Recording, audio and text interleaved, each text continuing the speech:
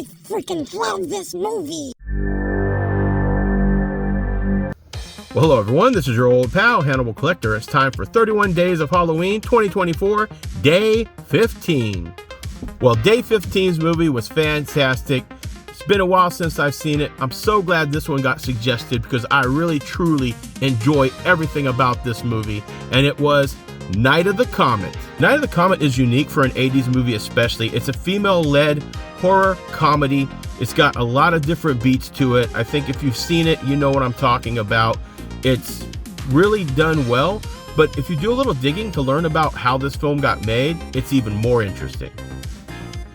So basically, the director, Tom Eberhardt, wanted to do a female protagonist set in one of his favorite film settings, post-apocalyptic, and he wanted it to be in an empty city. And one of his main inspirations was Ginger Rogers. But what I thought was really cool was during his time with CBS, he was interviewing a bunch of teenagers, so he gave them scenarios for a post-apocalyptic future and asked them what they would do, and the outcome was pretty interesting. Go ahead and Google that and you'll see what I'm talking about, but there's some very interesting answers, and that's what basically influenced the direction of the film. Joss Whedon has said that this movie inspired his Buffy character from the Buffy movie and the series. So if you haven't seen this film, it has kind of a feel of those old B movies from the 50s. What really made this film so much fun is the actors were in on the joke when you watch this. See, this is the problem with these things. Daddy would have gotten us Uzis. The car didn't know the difference.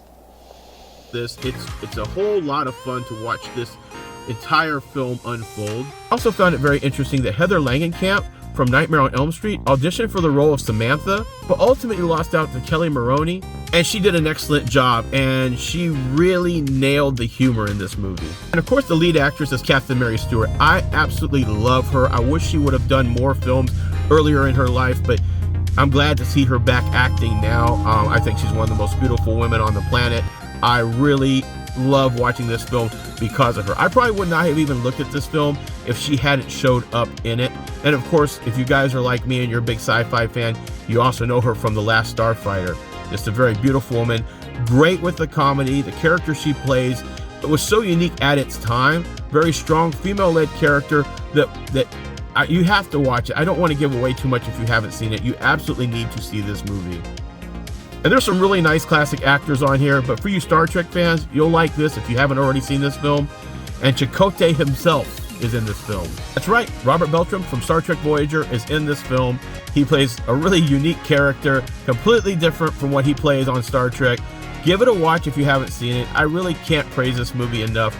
It's got almost an Evil Dead kind of comedy vibe, but it's really just a fun movie. I don't know anybody that doesn't enjoy sitting down and watching this movie with you. Like if they haven't seen it before, they love it. If they've already seen it, it's a good one to watch with a group of people as well. Just sit down, enjoy the ride. You don't have to overthink it. It's just fantastic. And that's that watch. I don't want to give away too much. I'll be honest with you. I really want you guys, if you haven't seen this movie, to sit and take it in for yourself. But absolutely loved it. Going to move on to the next one. So until next time, this is your old pal, Hannibal Collector, signing off.